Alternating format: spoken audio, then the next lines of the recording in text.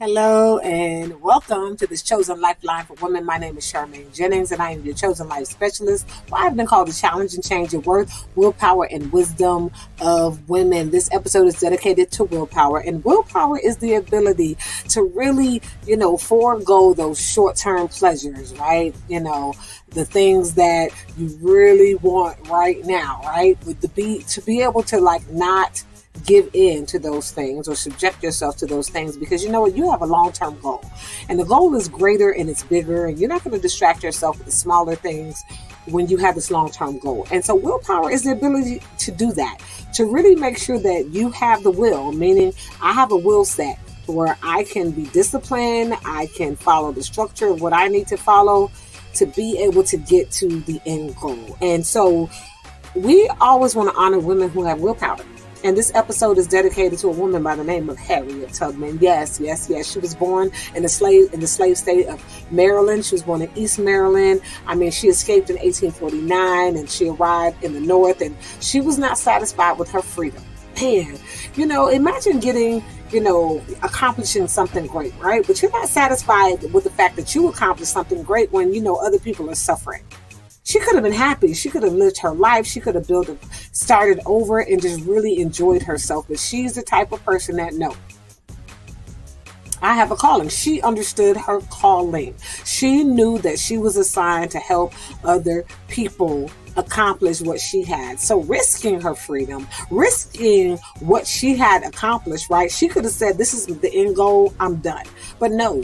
She said, you know what, I can't be satisfied and happy living my life knowing that other people are still in slavery. And so for her, man, she went back to the South, up to 19 trips to help at least 300 fellow slaves escape. Her mission to lead so many to freedom via the Underground Railroad earned her the nickname Moses. Now, you're walking in your calling when people give you a nickname like Moses. Moses led, millions of the children of Israel, out of Egypt. And that was her nickname. So what an honor. And Moses was called by God. And we know that she was called by God, too, because God covered her and protected her in all of these dangerous rescue missions. Okay? And then it said that Tubman, she made her heroic rescue trips in the winter. Now, they didn't have winter coats. They didn't have appropriate winter clothing. Okay, so for them to do this in the winter time, you're risking disease. You're risking all kind of things, being that it's winter. It's now a lot of food out for camping and things like that. So, man, they had to be intentional, strategic, smart, all of those things. But the winter time was a strategic time, and they did this to avoid setting foot on the plantations, instead arranging to meet the escaped slaves 8 to 10 miles away. Most escapes took place on Saturday nights because the slaves wouldn't be missed until Monday and could therefore gain more ground. So again, all of these things strategic. And during a time where the individuals didn't even believe that slaves were smart, like that they had the ability to think. So it's just interesting how people will often minimize your intellect, minimize what you're capable of doing, minimize your humanity, minimize your being. And we are human beings, right?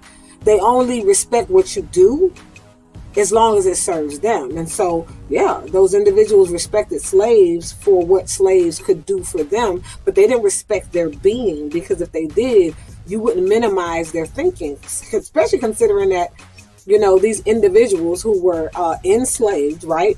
They created all kind of, things to help innovate the jobs and things that they were doing,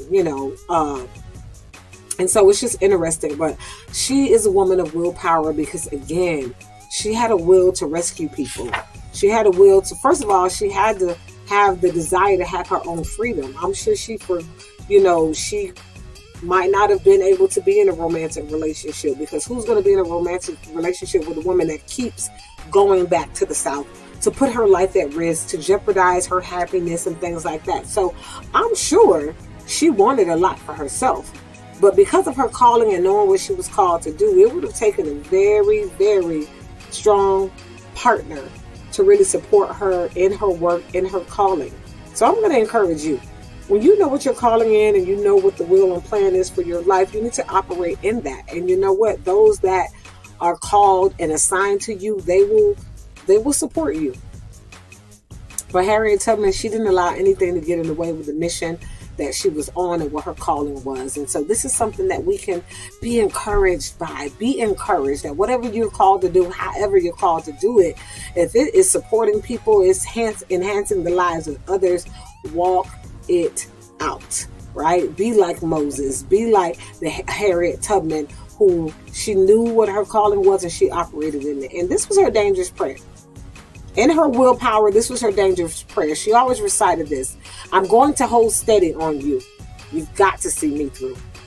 I'm going to hold steady on you, Lord. You've got to see me through. So she knew where her help came from. She knew where her power came from. She knew where the authority came from. She knew who was the owner of her life. It wasn't the master. It wasn't, these individuals who enslaved, Africans. It was God. And it was God that got her through these 19 rescue missions. And so it's the same thing with you. Recite this same dangerous prayer that Harriet Tubman, known as nicknamed Moses, that she recited. I'm going to hold steady on you. If you hold steady on God and you are faithful, you're committed, you know who you belong to, and you hear from God, you need to trust and you need to obey that anything God asks you to do, He's going to see you through. Simple prayer. I'm going to hold steady on you. You've got to see me through. But guess what?